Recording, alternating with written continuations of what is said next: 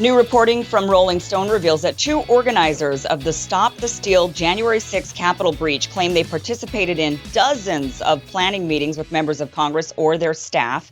The two organizers also claimed that President Trump's then Chief of Staff, Mark Meadows, played a major role in conversations surrounding the rally and failed to call it off, even when he was warned it could turn violent. According to Rolling Stone, Marjorie Taylor Greene, Lauren Boebert, Mo Brooks, Madison Cawthorn, Andy Biggs, and Louis Gohmert participated in these meetings, and Twitter users were quick to re-up a video of Marjorie Taylor Greene from December 2020. Let's take a listen.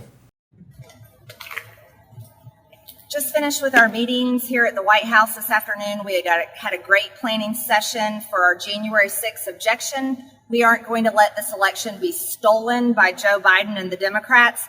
President Trump won by a landslide. Call your House reps, call your senators from your states. We've got to make sure they're on board, and we already have a lot of people engaged. Okay, stay tuned. Representatives Eric Swalwell and AOC are already calling for the expulsion of any member involved in planning the attack, and they undoubtedly will be joined by others. Now, the problem that I have with the way that this story is being received is that there's actually nothing unusual. January 6th was obviously incredibly unusual. Let's come back to that in a moment. But there's nothing unusual in general about members of Congress coordinating with outside activist groups to organize a protest in Washington. So right. in order for this to be seen as insurrectionary, it has to be put into the context of everything that the president was doing ahead of time. January 4th, 5th, 6th, the Eastman memo, a plan to create chaos in order to then throw it back to the legislatures that would then throw it back to the House, which would then elect him. Like that seemed to be his plan. Whether or not these organizers and these members of Congress were in on that, we don't quite know yet. They may have been, but this by itself, to me, is not enough to count as a bombshell. Kim, what's your take?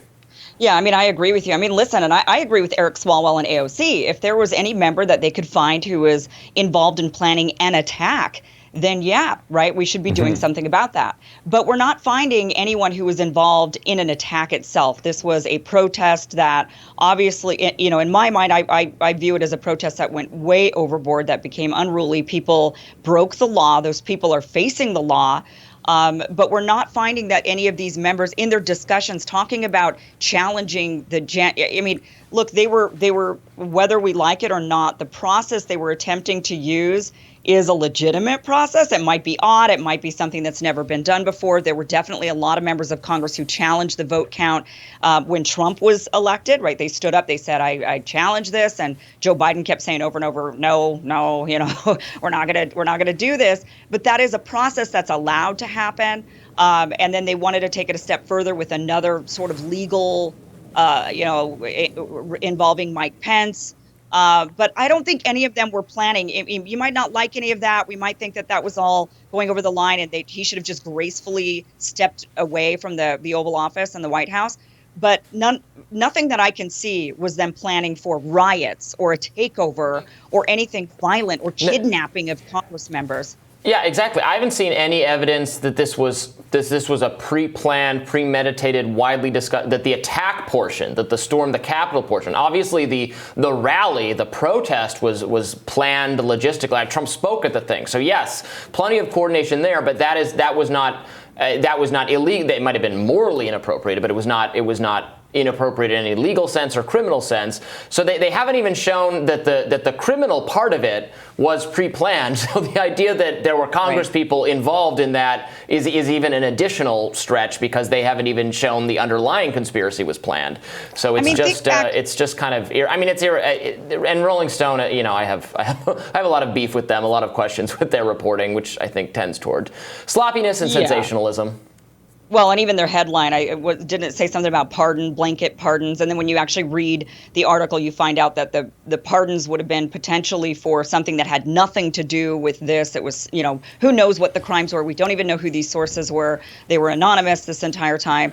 But, look back at even the Electoral College vote. Remember when Trump was going to be, that they were going to do it and say, OK, Trump's president of the United States. And there was this huge push for a compromise candidate that maybe we could have some defecting electors, rogue electors, that would show up and say, I'm not going to vote for Donald Trump, even though my state says that I should. I'm instead going to cast my vote for a compromise candidate such as Mitt Romney. That this was widely discussed. I mean, imagine if, that was something that was planned. People were talking about that. People were calling for that.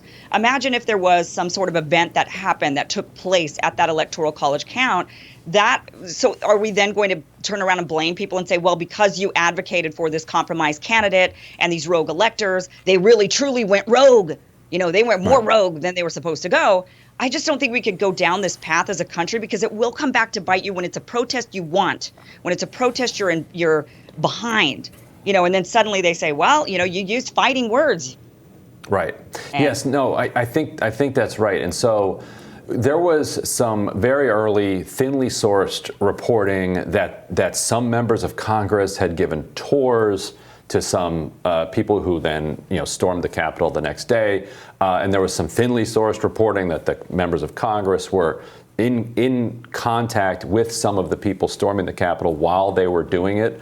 If they could actually nail that down, okay, now we're talking. Let's see what you've got along those lines. Even that makes sense, though, right? I mean, if you're just showing up to D.C., you've never been there before, you're going to take part in a protest, you'd like to do a tour of the Capitol. If it was just a tour. Sure, if it's just a tour, then that's fine. But if they have some evidence that they're casing the joint, exactly. Then that's different. And if there are text messages between them that are saying, "Hey, go to this door," they're hiding over here. Okay, fine. Then you've got something. Yeah.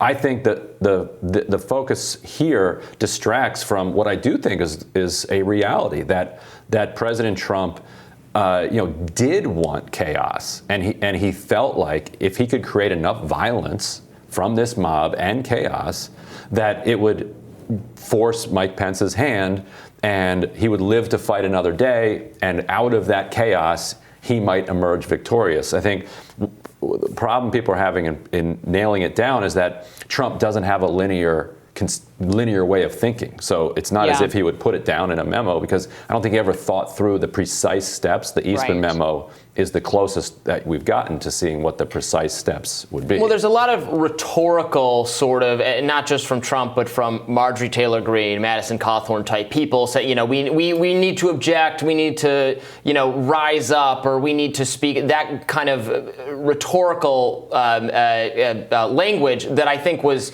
morally inappropriate and based on something that was not true, but is not actually, they didn't mean it in a we literally want people to storm the Capitol kind of sense. I think it's ridiculous to pretend that is what they had in mind. I think all of those people, now maybe they shouldn't have been surprised that they kind of stoked this mob action. And I absolutely should be held accountable by voters for it, but it is just clearly not criminal conspiracy.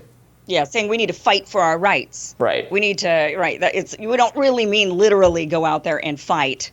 Right, it's a phrase that people use often when protesting. But this is go ahead, Ryan. No, if we do ever find out that somebody meant it literally, Gosar would be the most likely suspect. That guy is interesting. Yeah. Well, this might be next, because I saw, Robby, on your radar, you were talking about the freedom of speech potentially being limited because people are afraid to use certain words or talk about certain subjects in colleges. And so maybe this would be, you can't use certain words when protesting, right? If you use those certain fighting words, you could be held accountable potentially. So maybe that's next in that battle. And that would be right. You should be able to say whatever you want, but don't literally storm the Capitol, people. And no, Trump is not going to give you a pardon. He does not care about you at all. You got yourself put in prison for a man who does not care about you whatsoever. That's just the reality. There's not going to be a pardon or a thing. When has Trump ever gratefully thanked people in that? Like, that was delusional thinking. Right. And in fact, he has contempt for you and finds you gross. Right.